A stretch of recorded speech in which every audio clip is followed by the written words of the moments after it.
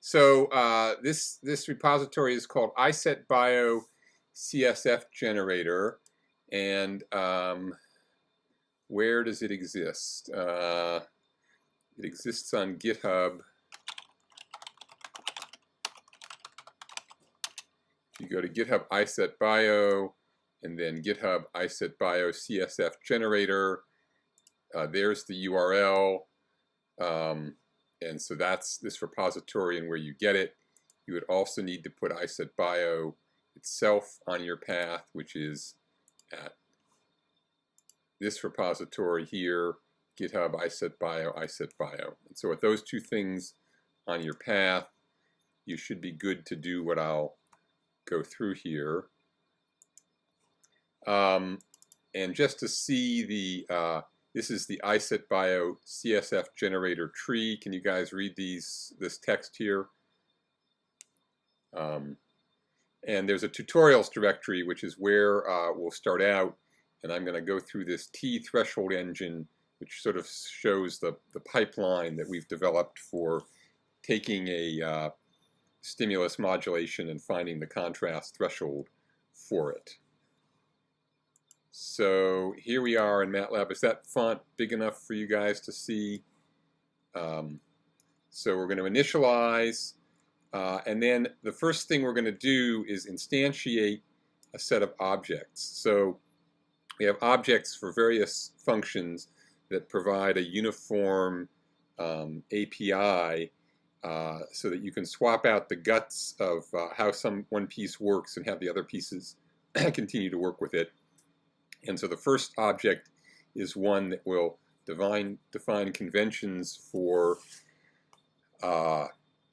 specifying spatial temporal modulations with contrast as the parameter that can be varied. And the user has to specify or write a function, and the particular one we illustrate here is called the Scene Engine SCE Uniform Field Modulation, and that just defines a simple temporal modulation of a uniform field. We can come back to how it works later, but that's the name of the function. It actually exists in this toolbox under Compute Functions for Scenes. There it is. You can open that up and take a look at it later. And by convention, thanks to Brian's suggestion, the way we write these functions is if you call them with no arguments, they return a parameter struct that gives their default parameters. So maybe I'll just execute down here so we stay up to speed. I'll run in advance, and if we look at what's sitting in this scene params structure,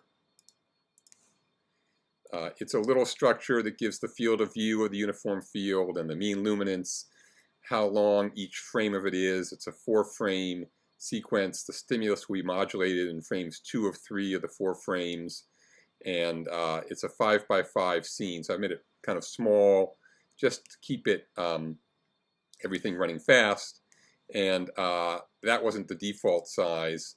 If I had just taken the default, the size would have been bigger, 64, but I set it to be smaller here, and then I instantiate a scene engine object with a handle to this function and the parameters I want it to use, and there that is happily set. We'll come back to what it does later. Now we need to say how it is we're going to, what model of the, we'll call it the nervous system are we going to use, or the visual system, and the term we use for those models is a neural response engine. And we have 2 of these things implemented just as examples to show the interchangeability. One uses the ISETBio pipeline to take the scene and blur it by the optics of the eye in the fovea, and then compute the photopigment excitations of the cones. It doesn't implement any eye movements, and this stands for neural compute engine as the prefix. And the first one is photopigment excitations with no eye movements. And the other one is, in some ways, a super simple neural model that says there is no nervous system. All that happens is photon noise gets added to each location and wavelength in the scene. And so it's a particularly simple version. So we have 2 choices here. You can set either one. Here we're doing the one that uses the ISETBio pipeline. And so again, the same convention applies. Maybe I'll run this while we talk. The same convention applies. We get the neural parameters, the parameters that this function expects. It's got some defaults, which are in fact defaults specifying the optics in the ISETBio optical image and the cone mosaic. And then we're changing the field of view to be small to make it run faster. And again, we're instantiating this object with that function to handle and the parameters that we've set where we've overridden the defaults a little bit. And then these other parameters here are going to be used when we estimate threshold. I'll come back to them below. But when you try to find the threshold, you have to have some idea where it is so that you compute over a reasonable range of contrasts, and you have some idea what the slope of your psychometric function will be, and that can vary depending on your model. And so these parameters make this portable. If you wanted to run the other scene engine, then you would just change this string. The scene response photon noise doesn't really have any parameters to speak of, so we just skip that argument and we set it up in the same way but with different things here. Okay, so now we've set up ways to generate a scene and we've set up ways to model the nervous system. Of course, there's work in these underlying functions. I should say that the neural response functions, again, the ones I've just mentioned, those functions are sitting here and you can look at them. Then in order to predict performance, we need some model of how the rest of the brain takes the responses that we've modeled. In this case, it would just be as far as the cones, but really any set of responses that we modeled, and how it takes those and makes a decision in a two-alternative forced choice psychophysical task. And for that, we need to build some kind of classifier, or at least that's how we do it. And we've implemented a few classifiers. One is basically the ideal observer for a Poisson noise limited signals where you know exactly what's being discriminated, and the other is a classifier based on taking the neural signals, applying a PCA analysis to them to reduce dimensionality, and then building a linear classifier with a support vector machine. So we've implemented two of those. We can have other ones eventually, but they're sitting here in the response classifier part. And again, we instantiate an object. Here we're specifying the Poisson version, and that gives us something I'm calling the raw classifier engine. We'll need to train them up, as we'll do below, for different contrasts, but that instantiates the object. There's some comments here that you can read, and I'll skip over, that set the fact that if you're using, for example, a signal known exactly, Poisson observer, then when you train it, you generate instances of the things being discriminated without any noise. And these parameters have to do with how many training examples do you need. Well, if there's no noise, it's just one. And when you compute performance, what size batches of stimuli are you going to do that in? Okay, so we've set up three objects now that really specify the stimulus, the neural response model, and the decision rule, the simulated observer. And now we want to find threshold for that observer. What contrast leads to a criterion percent correct in a psychophysical task? And we're going to simulate a two-alternative forced choice task where either on each trial, the first interval or alternative is the null stimulus, in this case a zero contrast modulation, and the other interval is the test, of modulation of some particular contrast, or the other way around, test followed by null. And because some of our ISETBio computations are rather time-consuming, we want to do this efficiently. So we're going to find the threshold using an adaptive procedure that tries to home in on threshold and put trials in a useful place. And this builds on a method called Quest Plus, or Quest, and we've put some wrappers around that. So you set up, and there are different ways you could run it. The way we're going to do it is what we call an adaptive mode, which we think in the end will be the most efficient way to do this. And we're going to give a stop criterion. We're going to have multiple estimators estimating threshold, and when they agree within a standard error of less than this amount, 0.025, in contrast, 2.5%, the thing is going to stop as long as it's run a minimum number of trials. And there are other ways to do it here, namely, oh wait, are you calling a function? I guess this version is calling a function. Lingqi, help me out here. I can't. Yeah. Yeah.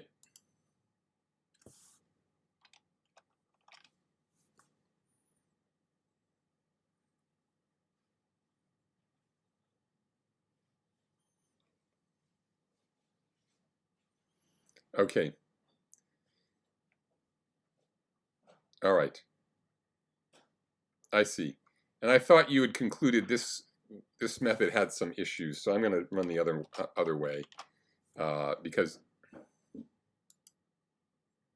well, anyway, there are two ways you can run it. We're just here going to say, well, 2.5% contrast for illustrative purposes is a reasonable guess. And then this sets up this threshold engine that's going to say run at least 2,000 trials, run 200 trials, run less than 5,000 trials, estimate over a particular, where is this set? It was set from, these are your guesses of the range of thresholds, so estimate over that range, and the slope of the psychometric function should be within this range. And these things span several log units, but were set up above when we set the neural engine to be appropriate for that engine. So we set up the estimator. This is a wrapper around Quest+. Quest+ actually has a GitHub repository and a paper that describe it, which we can point you to if you get interested. But let's for now not worry about that. So now, okay, that's all the setup, pretty straightforward.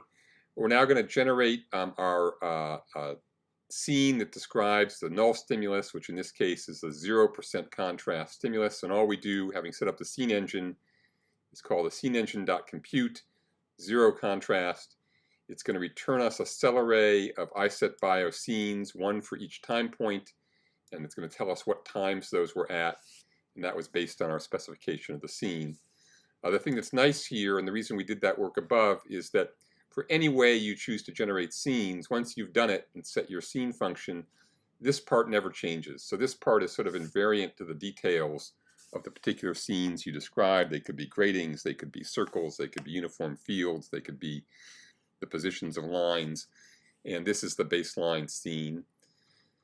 Then we're going to do a loop through trials with different contrasts, and this is essentially here the whole thing. I'm going to run us down to this point while I talk, just so we're there. It takes, I guess we're already there.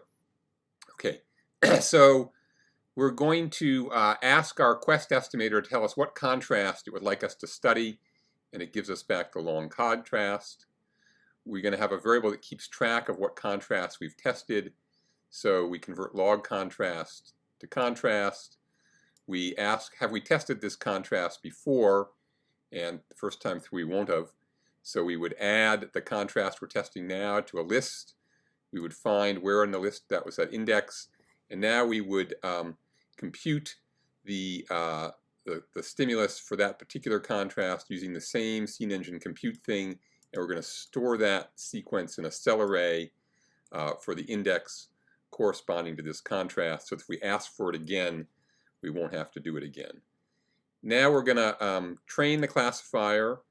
We're going to pass it the null stimulus, the test stimulus, the time frame, the number of training instances we want to use, the number of evaluation or test instances we want to use.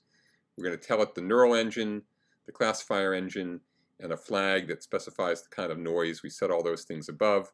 And we're going to get back something called response, which is going to be a vector of the for each trial, whether it was correct or not. So just for grins, I'm going to run down to here,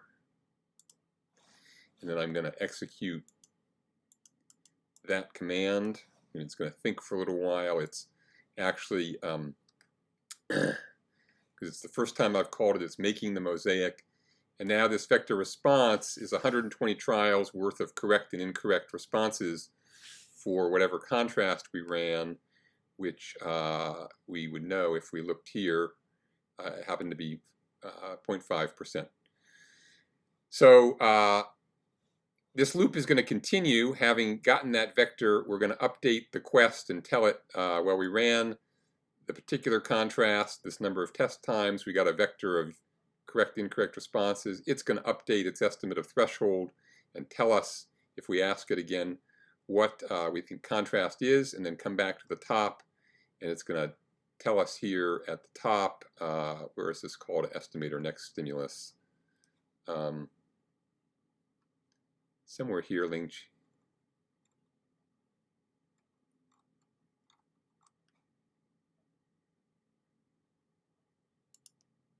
Oh, it tells us, okay, this is the next one we should run. Okay, so it's telling us what we should run again. We're going to come back to the top and repeat. If we ever hit a contrast we've run before, now it doesn't need to do this stuff, and it doesn't need to retrain the classifier. We just pass the classifier we've already trained, and it continues. And this just basically runs until it's happily decided what it thinks threshold is, so it'll kind of print out here as it goes. Where am I here? Oh, I had to take out, sorry, I had to take that out. Now it'll run for a little while. It's going to test different contrasts. It's going to get different percent corrects.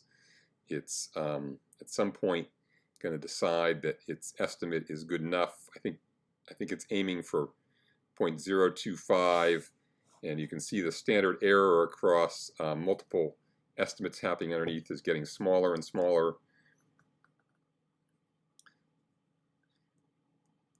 I don't know how long it's going to take.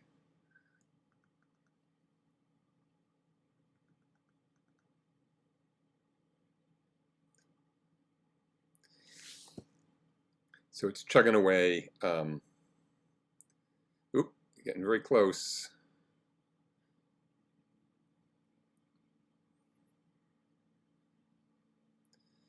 Losing ground.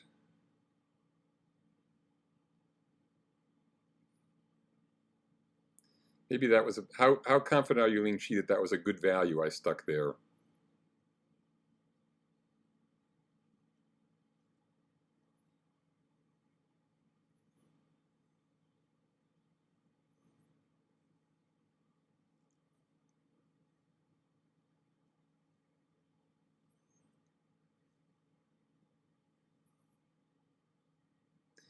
Well, while it thinks away, let's unpack what was actually happening in this function, and we'll come back to see the results when it's done. Okay, it's done. All right. Well, then I'll show you the results, and then we'll unpack it. So it tells us we ran 2,400 trials to get to some particular precision, which is the first time it dropped below the 0.025 estimate it had. And it's going to make us a little plot here of the psychometric function. So the size of each circle is how many trials were run at that circle, and you can see what Quest has done is sort of put the trials along the steep part of the function as it went along, trying to estimate where the psychometric function made its way from 0 to 1, and then threshold is minus 2.57, and so that's right about here. I guess it's the, I can't quite tell what percent criteria, what's the criterion, 2.57, so that's probably the 82%. 82% threshold is right about here. So that's its estimate of threshold. And then it will run out, if you want to spend a long time waiting, a method of constant stimuli psychometric function that you can compare with, which we'll skip. And then it's done. So the only part I haven't explained is what happened within this function here that actually estimated the percent correct. So we can go down and take a look at that. If the train flag is empty, then we say it's already been trained and we skip this part. But what would normally happen is we'll call the neural engine on the null scene to get the responses to the 0% contrast. We'll call it on the test scene to get the responses of the contrast we're studying. And then we'll train the classifier using the classifier engine with the sample of null responses and the sample of test responses that we just computed, and this produces a trained classifier object. That information is stored internally to the classifier. It then calls the classifier with the to predict. So we're going to get an out of training sample for null contrast, an out of training sample for the test contrast. We call the classifier engine with the predict argument. It's going to predict. It comes out in a particular way. It's going to predict the correct or incorrect, and we take that prediction and we pull out the trial by trial predictions, which are the zeros and ones for correct or incorrect, and we return it. We've decided we should change the name of this variable to predictions or something, but so that will change in the future. And that is how the whole thing works. And I think the big point is that you can swap in your own scene generation, your own neural response engine, your own classifier, and this pipeline will just do that for you, independent of how you swap out those pieces. I'll mention that we're in the process of writing a scene generation engine that I think is mostly debugged and described in some of these other tutorials. Totally done, Nicholas says, that will generate grading gabors, Nicholas? Well, I'm going to stop this recording here because I think it's getting long enough once we get, but it'll run gradings, and there are some tutorials which we'll refer to as we finish this up in the comments here that illustrate in more detail how some of these pieces work. We're still in the process of improving the documentation, but that's a pretty good overview.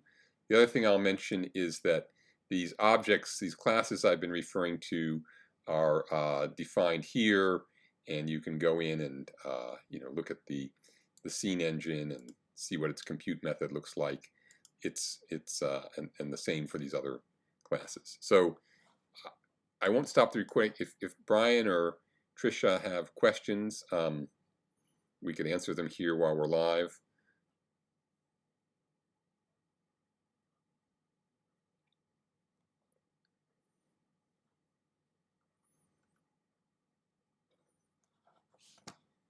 Okay. All right, great. I'm going to